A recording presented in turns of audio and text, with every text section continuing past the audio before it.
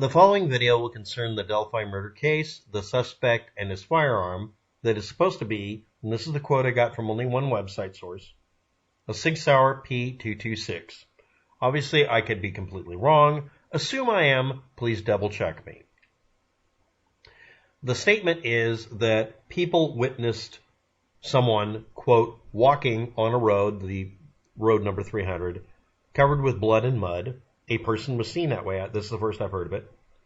3 kids saw someone they said looked creepy or made them feel creeped out, and I guess he matches that person. A car that was seen near or at the CPS building, the former CPS building, at least, is similar to his car.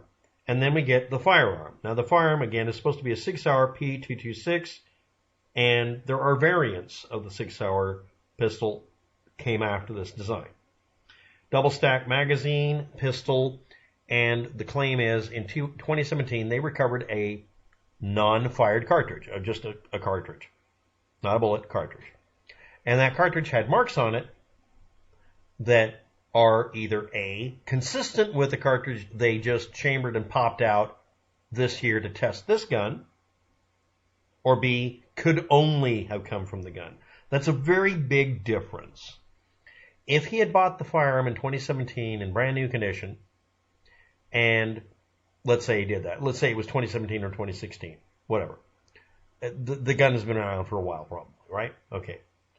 That means that they should be able to tell us serial number, the year it came out, that sort of thing. That should be in the documentation we read in the next few weeks.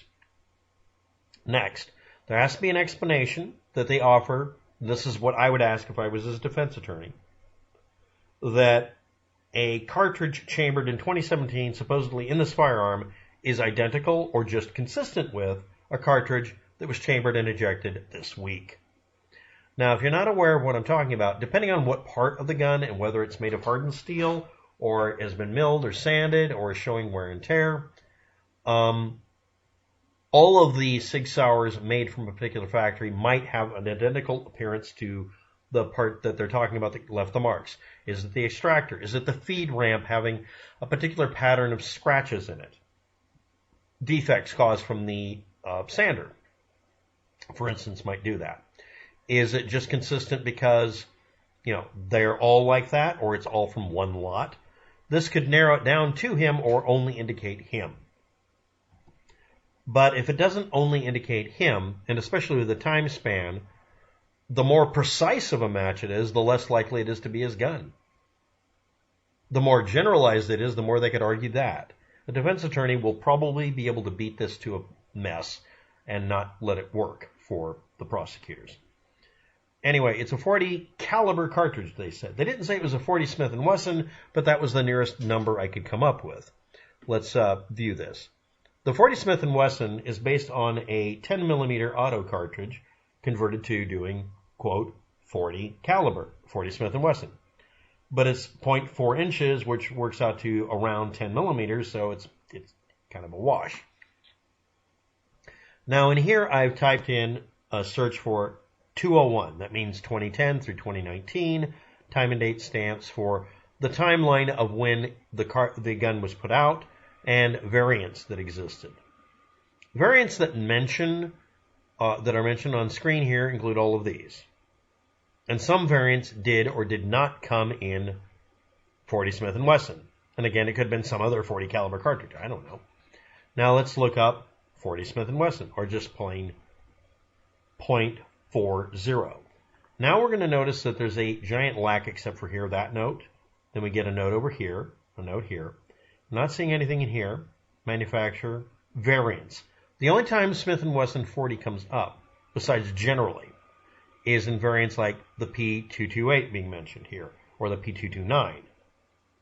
229 is different than the 228, so it would be the 229. But that's not what they said. They said it was the P226. Now, I'm sure that that's not really going on. I'm sure that, obviously, the original one here, the 226, obviously, is what we're talking about. But it would be nice to know, what's the serial number? We can look up the serial number and figure out approximate dates it came out, in some cases. Any other information about it. Anyway, the marks they said that they saw on the cartridge The extractor groove here is where you'd find an extractor mark. You can also have drag marks from the extractor. You can also have marks along the inside here on one surface from it coming in contact with the feed ramp, which is the angled thing that kind of shovels and funnels the cartridge into the barrel.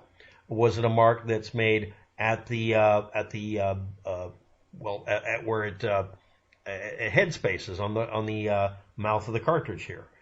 What marks were there? Now, I'm sure, obviously, if a trial comes through, we'll find out about that.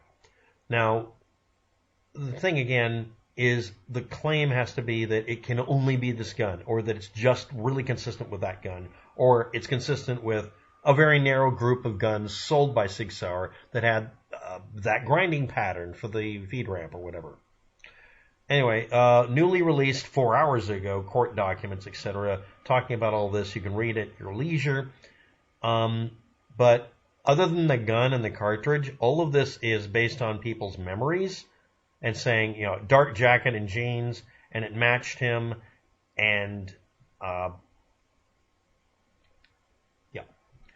So what we need is someone out there with a lot of experience with the SIG Sauer series of handguns, and specific information about the firearm and specific information about what marks were found. I'll leave a set of links below to how forensics is done with cartridges, spent casings, and cartridges that have been chambered and ejected, as well as a link to a video by Paul Harrell talking about how little, if any, damage or marks are left by chambering and ejecting a cartridge out of a handgun for specific reasons. Next, why would someone have a firearm with them and eject a non-fired cartridge? I can tell you why. Because they didn't know that they pulled out their gun and had to make sure it had chambered around. They weren't aware that it was chambered, or they were changing a magazine. We don't know the conditions of what happened that day to the two girls who died. The most likely scenario is either A, a reload to fire some more, or B, the guy carried on an empty chamber and didn't realize he'd already chambered around. Not kidding. Because that's brought up as one of the reasons people sometimes, pull back on the slide and pop out a cartridge because they forgot that they loaded it. That sounds like a lack of experience with it, and now I'll give you the last bit.